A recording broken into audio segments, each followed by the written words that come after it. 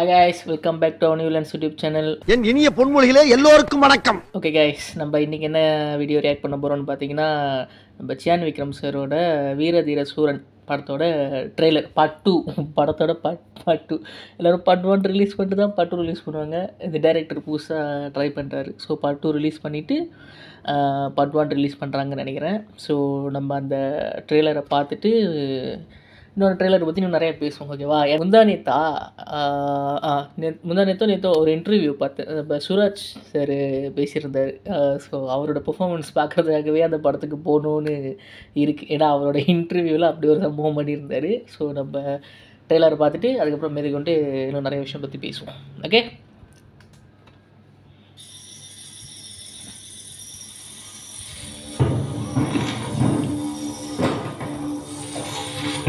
ஒரு 10-15 பேர் இருக்காங்க.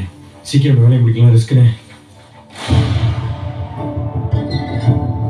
சார், அதில் எந்த டவுட்டும் இல்லை.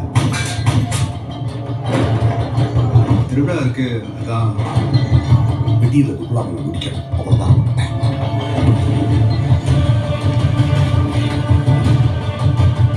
போட்ட பிளான் கரெக்டாக நடக்குது. எங்கே எதுவும் சாப்பிடாது. காலி எனக்கு எங்கே இருக்க? நீ ஒடுக்க தானே வேட்டிங்க.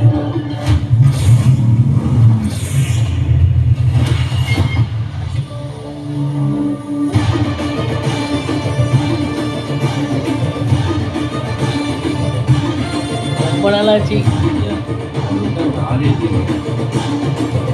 அந்த சம்பவம் ஞாபகம் இருக்குல்ல?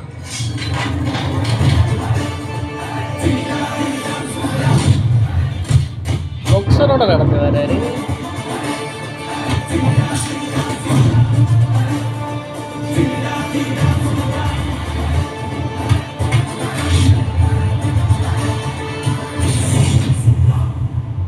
விசாகத்தில் நான் பார்த்துக்கிறேன். Arunkumar 27 March waiting. அடுத்த வாரம் 27 அடுத்த வாரம் வியாழக்கிழமை ரிலீஸ் ஆகுது.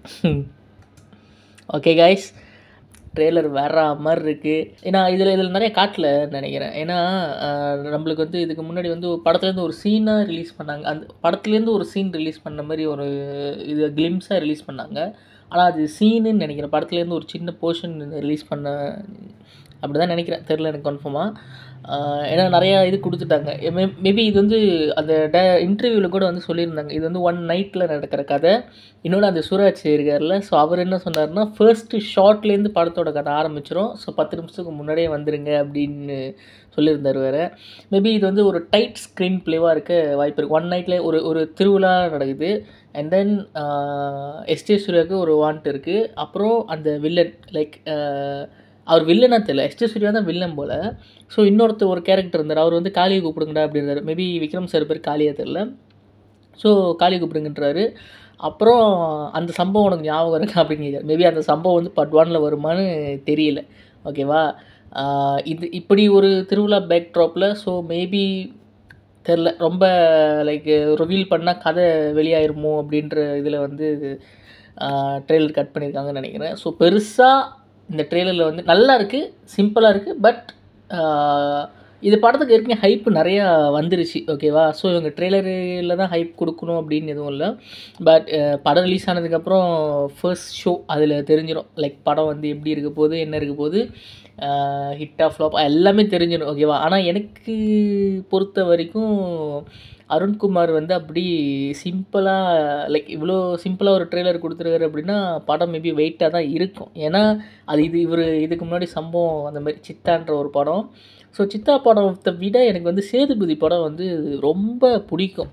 ஏன்னா அது தெரில எனக்கு. மேபி சின்ன வயசில் அந்த படத்தை நான் பார்த்ததுனால 2015 2016 அந்த மாதிரி டைமில் தான் அந்த படம் ரிலீஸ் ஆனிச்சு. ஸோ நான் ஸ்கூல் படித்தேன் அந்த டைமில்.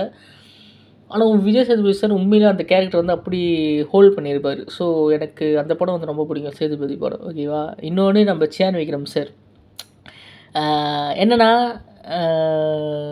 லைக் கொஞ்ச நாள் ஆச்சு அவர் ஹிட்டு கொடுத்து ரொம்ப நாள் ஆன மாதிரி ஒரு ஃபீல். கடைசியாக நான் ரொம்ப பிடிச்சி பார்த்த படம் வந்து சாரோட படம் வந்து ஐ படம்.